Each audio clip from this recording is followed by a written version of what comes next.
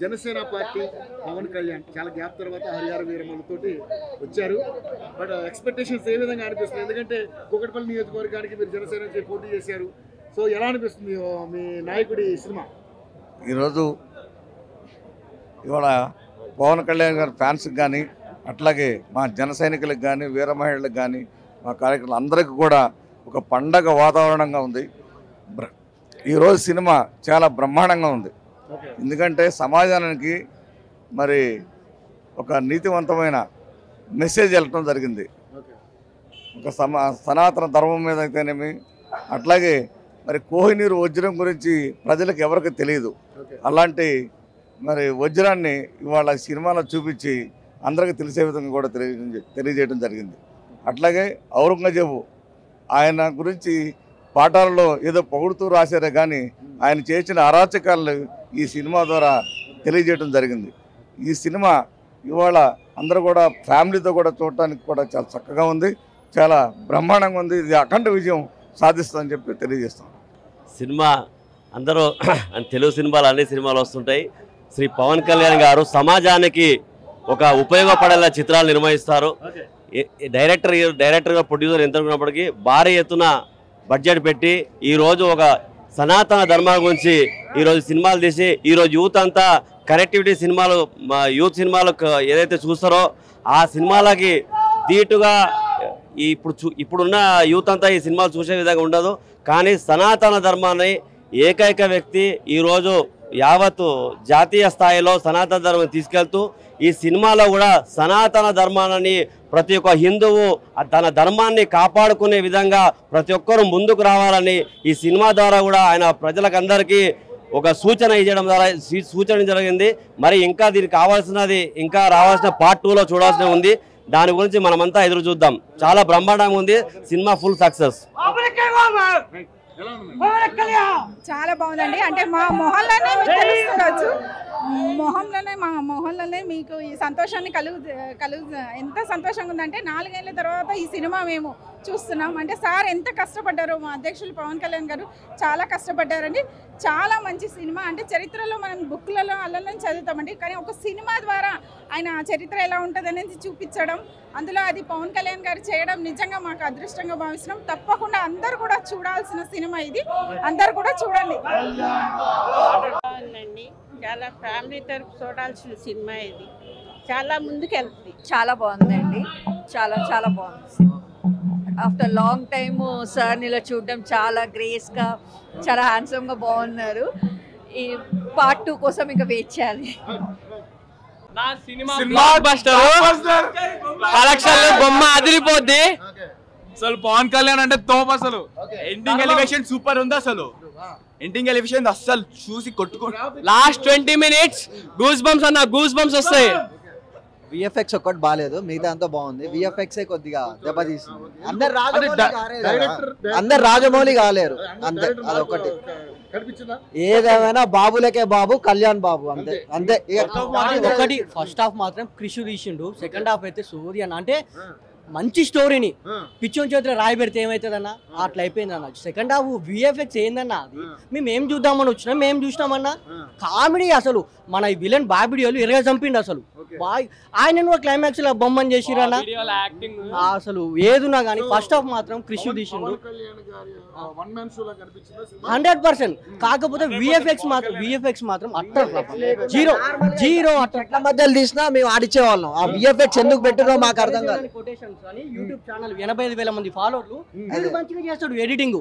అది ఏందన్నా, అది లొటపీసేవారం. అది మేము ఎందుకు వచ్చినాం దీనికన్నా. పవన్ అన్న A1 star, Tollywood number 1 A1 star Pawan అన్న. ఇదేనా అన్న వాడుకోవడం? ఏం పద్ధతి అన్న ఇది? ఆ హీరోయిన్ మంచిగా ఉంది, బీజిఎం మంచిగా ఉంది, పాట ఒక 2 పాటలు మంచిగా ఉన్నాయి, కానీ మరి రాత్ అయిపోయిందన్న విఎఫ్ఎక్స్ అయితే. మన ఈ బొమ్మ ఉందా ఫ్లెక్స్ లో, ఇది ముందర పెట్టి వెనకకెళ్ళి వీడియో తీసిందన్న విఎఫ్ఎక్స్ అయితే. అబ్బా నేను నెగిటివ్ చెప్పాలని కాదు, నా ఆవేదన చెప్తున్నా, నా ఆవేదన అంతే. అది మేము ఏ ఎక్స్పెక్టేషన్ పెట్టుకొని వచ్చినాం. అదే నీకు 27 ఏళ్ల కింద తొలి ప్రేమ రిలీజ్ అయింది ఈ రోజు. అప్పటి నుంచి నేను అభిమాని పవన్ కళ్యాణ్కి. నాకు అప్పుడు 8-9 ఏళ్ళు అప్పటి నుంచి అభిమాని నేను. ఈ రోజు మళ్ళీ ఈ సినిమా చూస్తున్నా, ఇదే 24వ తారీఖున. ఏం సినిమా అన్న ఇది? ఇంత మంచి సినిమా పిచ్చోని చేతిలో పెడతారు అన్న రాయ్ ఎడ్డేవడైనా. మొత్తం ఫస్ట్ హాఫ్ బాగుంది, సెకండ్ హాఫ్ అయితే రోత లేకి. కథ బాగుంది, అంతా బాగుంది, సినిమా పక్కా కొడుతుంది. Only VFX, only graphics. ఓజీతో కొడుతున్నాం. ఓజీతో బాక్స్ ఆఫీస్ 3 సంవత్సరాల తర్వాత పవన్ కళ్యాణ్ గారు వెండితెర మీద కనిపించారు. నిజ జీవితంలో ప్రజల పక్షాన్ని ఏ విధంగా పోరాడి ఒక జనసేన నాయకులు ఎట్లాగైతే అనిపించుకున్నారో ఒక జనసేన అని అంటున్నాము మనం, అట్లాగే వెండితెర మీద కూడా ఒక ధర్మం మీద పోరాడుతూ కూడా ఒక దొంగ క్యారెక్టర్లో పవన్ కళ్యాణ్ గారు ఇటు పక్కన ప్రజలకే దోచింది కూడా ఆయన పంచిపెట్టే విధంగా చాలా అద్భుతంగా చేశారు. దీంట్లో విఎఫ్ఎక్స్ కానీ గ్రాఫిక్స్ కానీ చాలా బాగున్నది. కుటుంబ సమేతంగా అందరూ అయితే చూడదగ్గ సినిమా. చాలా మంది ఆడియన్స్ అంటే గ్రాఫిక్స్ ఒకటే కొంచెం బాగాలేదు లేదండి, ఒకసారి చూడండి మొత్తం అంతా, మీకు అట్లాగేమో అనిపించదు. మీకు సినిమా చూసిన నేను అందుకనే అంటున్నా కదా, కుటుంబ సమేతంగా ఒకసారి వెళ్ళి చూస్తే కనుక మీకు అర్థమవుద్ది. చాలా చిన్నపిల్లలు కూడా చాలా చాలా ఎంజాయ్ చేస్తారు సినిమాని. ఒకసారి మీరు పవన్ కళ్యాణ్ గారు కంటెంట్ అనేది చూస్తారు. సరికొత్తగా పవన్ కళ్యాణ్ గారు కనిపించారు. కొత్తగా డ్యాన్సులు కానీ ఆయన కొత్తగా మలుచుకొని చాలా అద్భుతంగా అయితే నటించారు ఈ సినిమాలో. ఒక అభిమానిగా మాట్లాడుతున్నారు, జనసేన కార్యకర్తలే మాట్లాడుతున్నారు. జనసేన ఇప్పుడు రేపు ట్రోల్ చేసే కార్యక్రమాలు జరుగుతాయి. ఎందుకంటే వైసీపీ రెడీగా ఉంటుంది దీని మీద, ఈ సినిమా మీద. వైసీపీ వాళ్ళతో ట్రోల్ చేయించుకోవడం, వైసీపీ వాళ్ళతో మాట్లాడించుకోవడం మాకేం కొత్త కాదు కదండి. ఒకసారి వాళ్ళని కూడా ఒకసారి సినిమా చూడమండి. ఇవాళ రోజున వైసీపీ వాళ్ళే ట్విట్టర్లో పోస్టులు పెడుతున్నారు సినిమా హిట్ అవ్వాలని. అంబటి రాంబాబు లాంటి వాళ్ళు కొంతమంది వ్యక్తులు, ఎప్పుడు విమర్శించే చిట్టుబాబు లాంటి వ్యక్తులు కూడా సినిమా మీద ప్రశంసలు ఇస్తున్నారంటే ఒకసారి సినిమా ఏ స్థాయిలో ఉందని చెప్పేసి మేము ఒకసారి అర్థం చేసుకోండి. సో సినిమా బంపర్ హిట్, ఖచ్చితంగా అందరూ కూడా కుటుంబ సమేతంగా చూడండి. ఓకేనా? Okay, bye sir. సినిమా అయితే పరంగా చెప్పాలంటే యావరేజ్ అన్న, నేను నిజం చెప్తున్నాను.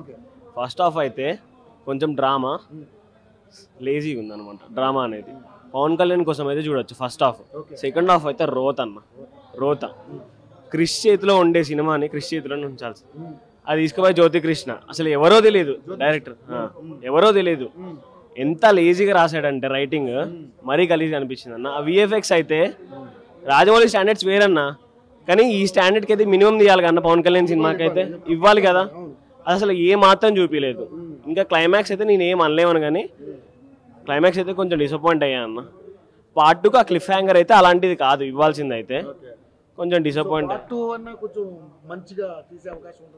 నాకు నచ్చిన పాయింట్ ఏంటంటే హిందువుల గురించి ఆ పాయింట్ అనేది, ఆ పాయింట్ మొత్తం సినిమా మొత్తం నడిపించుంటే, ఆ కోహినూర్ డైమండ్ పక్కా పెట్టి ఆ హిందూ పాయింట్ అనేది మొత్తం నడిపించుంటే సినిమా ఎక్కడికో వెళ్ళిపోయేదన్న.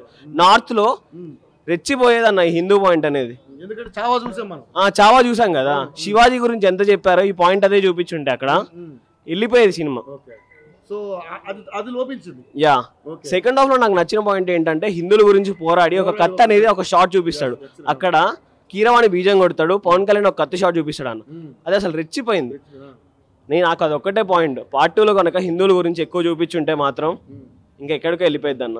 జై శ్రీరామ్ అన్న. సినిమా అయితే బాగుందన్న. ఇది సినిమా చూడలేకన్నా ఒక నాలెడ్జ్ దగ్గర చూడాలి. ఎందుకంటే పవన్ కళ్యాణ్ ఐడియాలజీ చాలా సూపర్. ఆయన ఎట్లా ఐడియాలజీ అంటే మీరు ఎవ్వడు పెట్టినంత కూడా సుభాష్ చంద్రబోస్ గారు అస్సికలు తీసుకురావాలి అని చెప్పి అతను మీటింగ్ పెద్ద శిల్పకళ వేదికలో పెట్టి అస్సిక్ ఈజ్ బ్యాక్ అని చెప్పి చెప్పడం జరిగింది.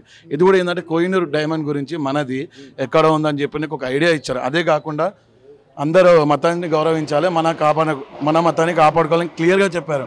అని అలా చూడాలి. ఇంకోటి ఏంటంటే ఎవరికైనా ప్రాబ్లమ్స్ ఉంటాయి, కానీ మన మతం మనం కాపాడుకుంటే. కానీ సెకండ్ పార్ట్లో మాత్రం తోపు ఉంటుంది అని ఇంకా సినిమా చాలా ఉంటుంది. ఆయన ఐడియాలజీ అయితే సూపర్.